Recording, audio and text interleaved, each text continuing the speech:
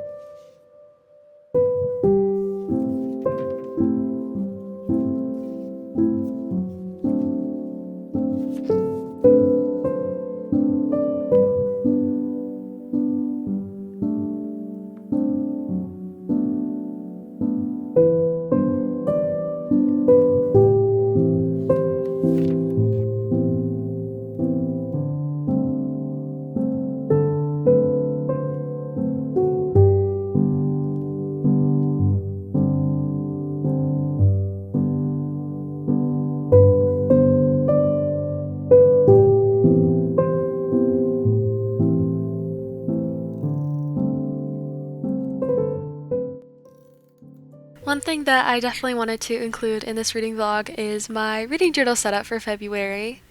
Last year, I usually included my reading journal setups in my monthly reset videos, and I'm really hoping to get back to doing those in March because they're honestly some of my favorite videos to make. Since I didn't do one for February though, I thought that we could include it in this reading vlog, and I'm really happy with how this setup turned out. I have been having so much fun in general with my reading journal so far this year, and I feel like I've really gotten down layout-wise what I like to create for each month and what just works really well for me. My theme for this month is a pink and red strawberry theme in honor of Valentine's Day, of course. I guess it was also a little bit inspired by my theme in my bullet journal in February, which was a strawberry theme. I don't know, I've just been having a lot of fun coordinating my themes in my journals, especially when it's inspired by a season or a holiday. This strawberry printed paper is just a pattern that I actually found on Pinterest and then printed out directly, which is a hack I have been loving recently. It's just a great way to find all sorts of different patterns for your journal without having to actually go out and buy anything. I also used some brown scrapbook paper to create my titles and headers, and then also some pink cardstock as well, which I used for almost like a little frame for my TBR for the month.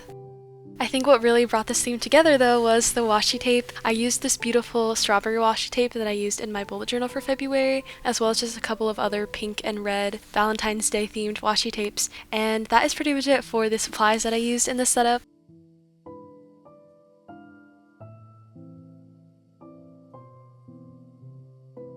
I am starting out by creating my cover page, or I guess a combination of my cover page and monthly TBR page. Something that I'm actually changing up a little bit this year when it comes to reading and my reading journal is how I'm kind of approaching and thinking about my monthly TBRs.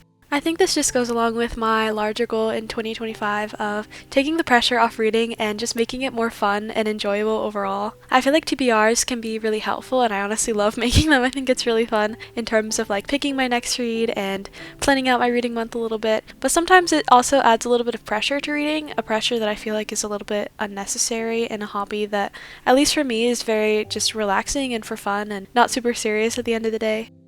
I used to create like 9 or 10 book long TBRs for each month with honestly a very low success rate. So what I have been doing so far this year, well, I did it in January and it worked really well, so I'm thinking it will work well for the rest of the year, is I'm only creating 3 book long TBRs for each month. I feel like this is a good balance of having some sort of direction or focus going into a new month without having any sort of unnecessary or unrealistic pressure. In January, I did actually complete my TBR, which was really satisfying and exciting. I'm not sure about February. I think I'm just in a very big mood reading mindset at the moment, so I'm not sure how successful I'm going to be at completing this TBR. But even if I don't complete any of these monthly TBRs, it really isn't the end of the world. As for the 3 books that I did put on this TBR, first we have The Sword of Kaigen by Emma Wang. I'm not so sure if I will actually get around to finishing it this month. I do have some buddy read plans, and I think at the very least I'll try and start it in February. This is an adult high fantasy novel that I think is also supposedly very winter-esque as well, which is kind of why I've been wanting to read it in this earlier portion of the year. I have heard really only good things about this book, so I'm very, very excited about it, and this is kind of me trying to challenge myself a little bit more this year. I would like to read more high fantasy, more longer books, more just books that seem a little bit more intimidating to me overall. I think the only thing that I know about this story is that it follows some sort of elemental magic. I think it also has a mother-son main character duo, which it sounds really fun. I don't think I've ever read that before, and I'm just very excited about it. I'm going to read it on my Kindle probably, so even if I don't get around to finishing this in February, I would definitely like to start it and try it. I also, of course, have the 3rd Emily Wilde book on this TBR, which I'm so excited for. As I'm filming this voiceover, it actually comes out tomorrow, and I'm so excited about it. I think I'm going to make a whole day out of it. I've been talking about this series a lot recently, I feel like. It's just one of my favorites of all time, and I'm very excited and a little bit sad that the series is ending, but I can't wait to see what this 3rd one has in store. And then the last book that I put on my TBR for February is Graceling by Kristen Cashore. I've had this book on my physical TBR for I think over a year now. It's also on my winter TBR. It's also on my 2025 TBR. In general, it's just a series that I've been wanting to try out for a little while now. I did actually start reading this. I think I'm maybe like 30 pages in, which I don't think is far enough to give any sort of fair opinion of this book just yet. I'm not so sure. I know this book is a little bit older, but I haven't been super into it so far. Like I said, I'm only 30 pages in, so I'm sure that opinion will change. I think I'll pick this up maybe next week or just at some other point in February, but like I said, I think just starting it and giving it a try is a good goal to have. Other than that, in February, I'm really just mood reading. I did end up picking up a book that I wasn't really planning on reading anytime soon later on in this vlog, and we'll definitely talk more about that. I think I'm just trying to focus a lot on wintry books. February is the last full month of winter, so I'm trying to get through those. As always, trying to work through my physical TBR. But anyway, back to the journal setup. I ended up finishing my cover page / TBR spread, and then next to it I have my little reading log, which is kind of just a shortened mini version of the reading log that I have in my New Year reading journal spreads, where I can keep track of the book, the rating, the author, the date I finished it, and the genre. I also included a little space at the bottom for some new releases. I think there are around 3 new releases that I'm very excited for in February, Emily Wilde number 3 being probably the biggest one. And then the last spread to create is my monthly reads page, which as always looks empty now, but will hopefully fill up throughout the month. I'm just adding some more strawberry decorations and washi tape. I'm also updating my spreads with my first read of February, which is Emily Wilde 2. I did a reread, and that is it for my February reading journal spreads.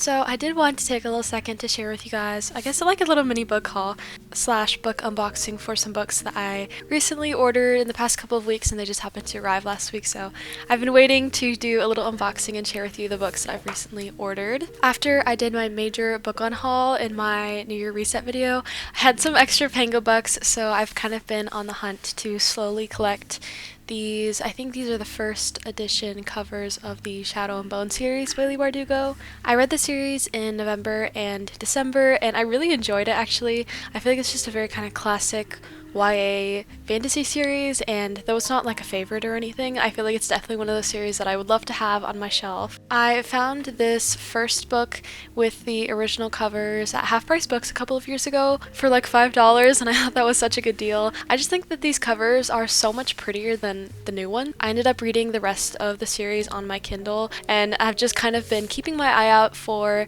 any copies of these really beautiful first editions because I absolutely love the covers, and obviously I want my series to match. These can be so expensive though because these aren't like in print anymore, but I ended up finding one for again like $5 from Pango, so I just decided to order it, and I'm so excited to have the matching editions. I'm still keeping my eye out for Ruin and Rising because I definitely want to have the completed trilogy, but I'm just very happy to have found this one, so I just wanted to show you that. And then from Waterstones, I went ahead and ordered The Invisible Life of Addie LaRue by V.E. Schwab. I saw this book all the time when I was in Europe, this specific beautiful UK edition, and I thought it was so pretty. It was just a little bit too thick, I think, and I just didn't have any room to bring it home in my luggage.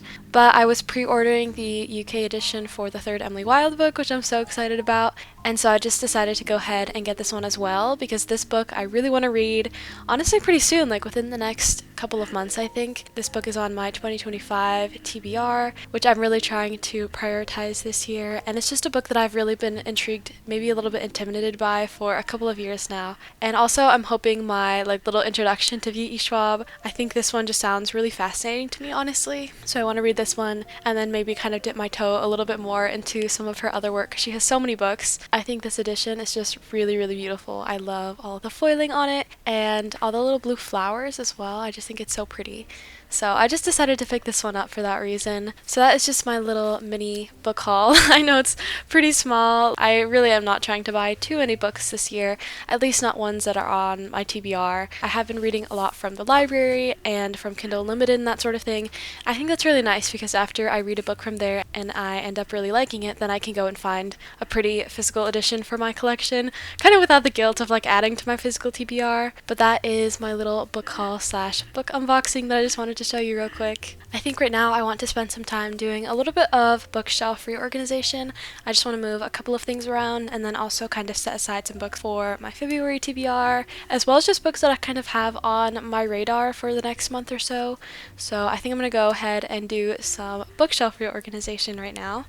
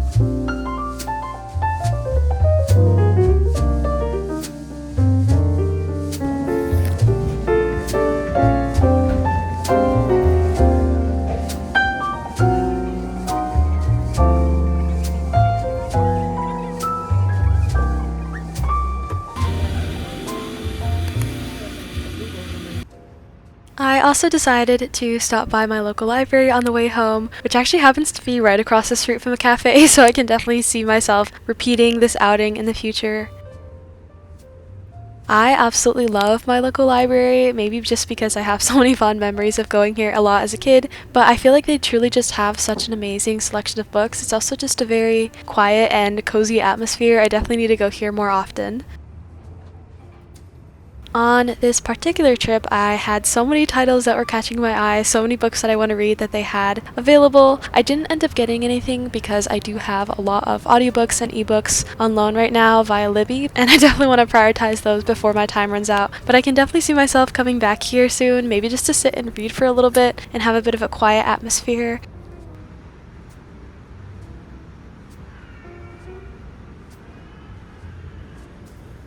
This is definitely going to be one of those places that I'm going to miss so much when we move, but I'm just trying to enjoy it while we're still here.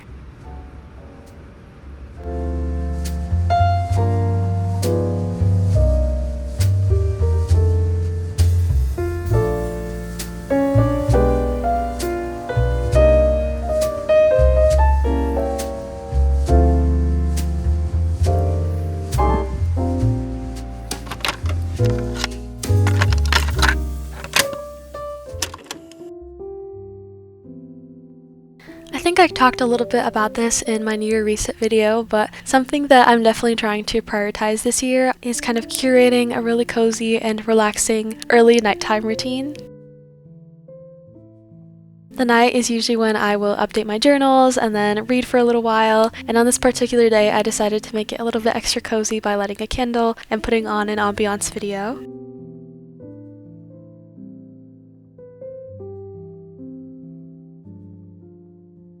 I was also in a very reflective mood on this night, so I also spent some time making a spread in my life journal, kind of just a more traditional diary journal entry. I used to do this all the time, and it's something that I've definitely been missing, which I think is kind of why I wanted to start my life journal again in the first place. I definitely like to design, for the most part, my journaling spreads in a very low commitment style. That way I have a higher chance of keeping up with them, I suppose. So when it comes to my bullet journal, I pretty much only have my health tracker and habit tracker to keep up with daily, and then I just have my to-do list, which I use anyway to keep track of things and to plan out my life.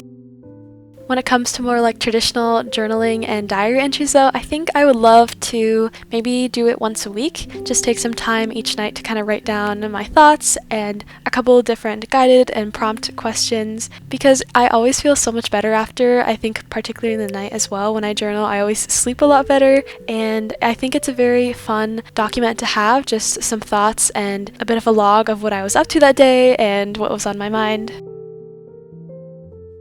I feel like I share a lot about how I set up certain journal spreads in my bullet journal, my monthly plan with me videos, my reading journal, and my life journal, but I definitely want to share more of kind of the journaling routines because, I don't know, at least for me personally, I find that very interesting. I like seeing how people use their journal on a more daily basis, so this is just a little look at how I will update my journal each night before bed.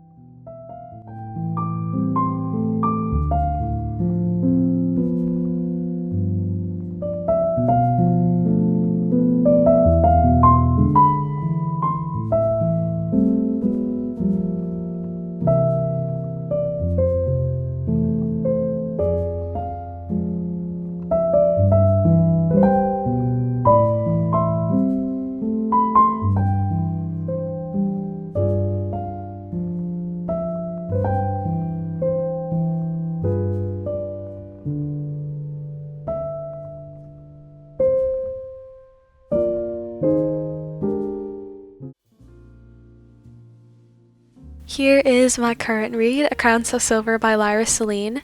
This is the second book in the Fair Folk. I think it's going to be a trilogy, the first one being A Feather So Black.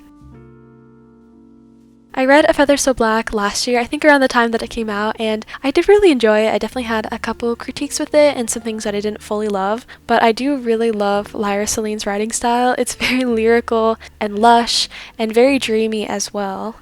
A Feather So Black is a combination of a Swan Lake retelling, also kind of mixed with the concept of a changeling in fairy folklore, which I think is just a very interesting combination, and I loved the premise and the setup and the plot of the story, and overall I did just really enjoy it. So I was pretty excited for the second one to come out. It just recently came out in January, and this one particularly is also very winter-esque. We're following around our main two characters as they go to this wintry island to compete in a bit of a trial of sorts, which I just always find very interesting and entertaining to read about in books. I will say I haven't been absolutely loving this story so far. I think I've just gotten to the part where the trials are starting to begin, and I think that will be a little bit more interesting. I'm thinking though that maybe the series isn't quite for me because I do remember feeling the same way when I read A Feather So Black, but I will continue to read this book at some point and hopefully get into it a little bit more, but I did end up putting aside to read something else, which I'll share with you in a little bit. I do recommend this series though, if any of that sounds interesting to you. The writing is so beautiful.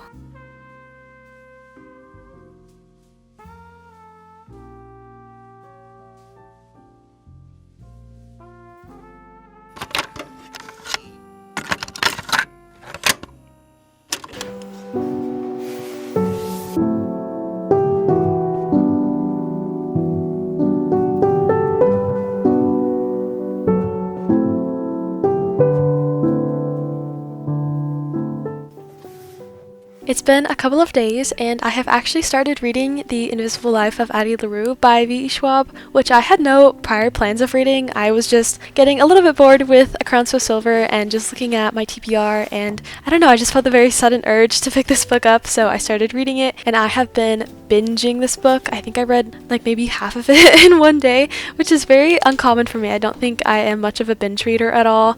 I usually like to kind of take breaks and go do other things, but this book just consumed me instantly. I was so invested in it.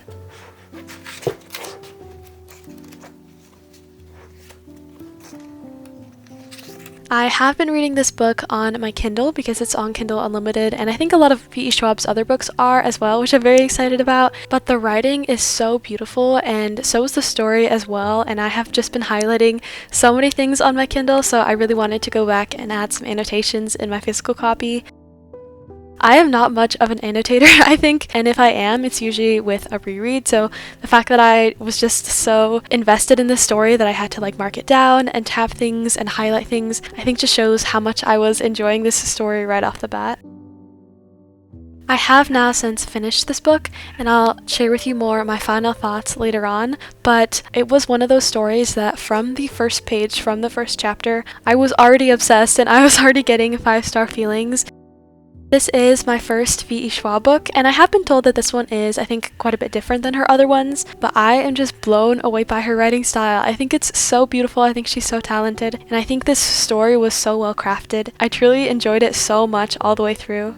I'm now getting really excited to go and read some of her other books. I think maybe next I'll go to the A Darker Shade of Magic series or Vicious. I'm not entirely sure. She does have a lot of books, and I'm really excited now to have found a new author that I really love. I know so many people love her as well, and I was always, not gonna lie, a little bit intimidated to get into her books, but now I'm just very excited because I love her writing style so much. I feel like it's very rare for me to be this emotionally consumed with a story. I think it's only happened a couple times in my life, one of them being with The Song of Achilles, which is one of my favorite books of all time. There are books that I read, of course, that I love and that are 5 stars and favorites and change my life, but it's very rare that I'm this consumed by a story emotionally and have just such a deep personal connection to it. And I don't necessarily know what about this story spoke to me so much, but I just loved it immediately, and it now just means so much to me. I was so emotional reading it the entire time, and when I wasn't reading it, it couldn't leave my head. I was so obsessed. I don't think this is a perfect book by any means. I definitely have a couple critiques with it. I think in general this book is just doing so much and having some very deep discussions about very complex topics. I think the big one being immortality, but also just kind of what it means to be alive, to be remembered, to be loved, to live. There's a lot of history in here, so many other issues brought up, and it's just a very deep, complicated story in a way, I think, and I would say my main critique of it is just that it wasn't long enough. This is a decently long book, but I just feel like with everything it was trying to cover, I wanted to go deeper, I wanted to learn more, I wanted to know more about Addie's life and all the years and centuries that she's lived through. This book is so popular and well loved, so I'm sure you've heard about it and I'm sure you know what it's about. I'm sure you've read it, but in case you don't, we are following around our main character, Addie LaRue, who was born in the late 17th century, I want to say like 1691, in a small town in France, and she ends up making a bit of a deal with this supernatural, godlike, demon-like devil figure, I guess. She feels very trapped in her life as a young woman during this time. She doesn't want to get married, she wants to see the world, she doesn't want to stay in her small town. And so on the day of her wedding, she runs away, she prays to this supernatural godlike figure, and they end up striking a deal. She will be immortal, she won't age, she won't die, she won't get sick, but the catch is that she also won't be remembered. Basically, the second her interaction with somebody ends, they turn away, they go to sleep, they walk out the door, they completely forget that she exists. And so we basically follow her around throughout centuries as she's living life as an immortal person while also not really being remembered, and we kind of see her struggle to get used to the fact that not only is she living a super long life, but also one that doesn't necessarily get remembered, and an invisible life, I guess. This book kind of sways back and forth between the past timeline as we follow her around throughout the centuries, all the history that she gets to witness, and also just how she ended up making this deal in the first place and kind of all the repercussions that she faces throughout her centuries of life. But we're also following her around in the present day as she is living in New York City, and she ends up one day walking into a bookstore and meeting somebody that does remember her for the first time ever, and the story just kind of goes from there. I think I did know the general premise of this book, and it was kind of simultaneously everything I thought it would be and nothing at all like what I thought. I really didn't have any expectations about this story. I've heard mixed reviews, mostly good. I didn't know if it was going to be for me necessarily, but something about it just really spoke to me. I was absolutely obsessed with it. I think I just really connected with our main characters, especially Addie, right off the bat. I felt for her so much. I loved following her around, and I really understood kind of all the decisions she was making, and just, I don't know, I felt very personally connected to her. But I also just loved all the themes of this story. It's very kind of existential, and there's a lot of discussions obviously about immortality and her life being somebody not remembered, but also kind of how she finds ways to leave her mark despite that.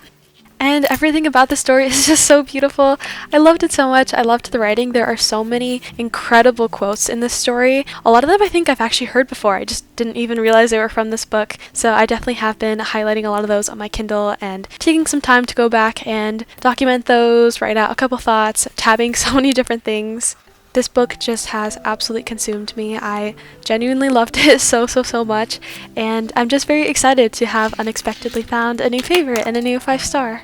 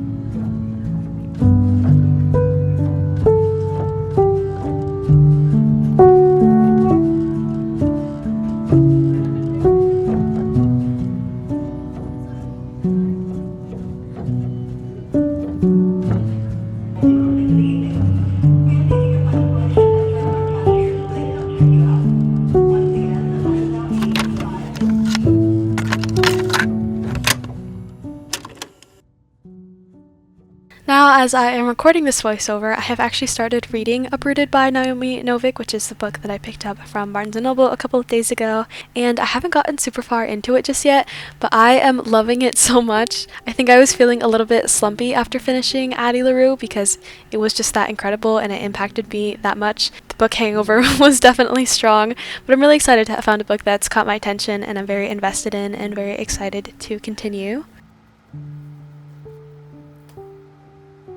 But the other big reading update, of course, is that I did finish Addie LaRue, which I'm very sad about, to be honest. This book absolutely consumed me. I read it very quickly, which again I feel like is pretty uncommon for me. I don't usually read for that long at a time, but I could not put it down, and when I wasn't reading it, it was all that I was thinking about. I thought to end off this video, I could chat to you about my final thoughts of Addie LaRue while I also update my reading journal with this latest 5-star. It has been a couple of days since I finished this book, and I'm still thinking about it all the time. I think this is one of those stories that will stay with me for a long time. I think it's a book that I will reread many times in my life and kind of gain new insights from each of those times. I don't know, this book was just made me feel a very similar way to how I felt when I read The Song of Achilles, which, like I mentioned earlier, is one of my favorite books of all time. It definitely is a new favorite, it's a new 5-star, but it's also just a book that spoke to me so much and I just connected with so deeply, and I don't think that's necessarily everybody's experience. I think it is a very well written book and I definitely would recommend it if you haven't gotten around to it yet, but I think just personally I connected to it so much, which is why I loved it and why the story means so much to me and the characters mean so much to me. And it was just so unexpected. I just randomly decided to pick it up in this video and I did not expect to absolutely binge it and love every second of it, so I'm really excited about that.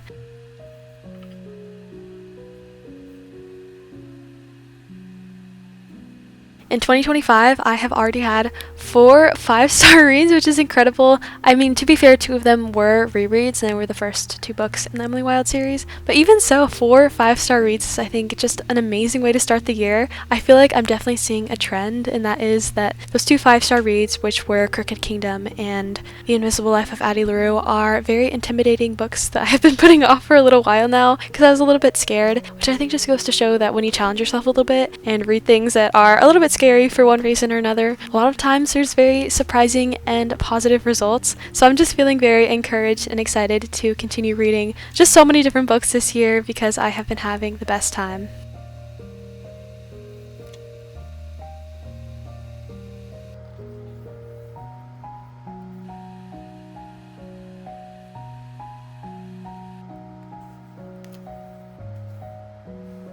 Anyway though, I am finishing off this video with, like I said, updating my reading journal. You can kind of see my February spreads now in action. But thank you so much for joining me this week. I had a lot of fun filming this cozy reading vlog. We ended up finding a new favorite and just did up a bunch of other fun bookish activities as well.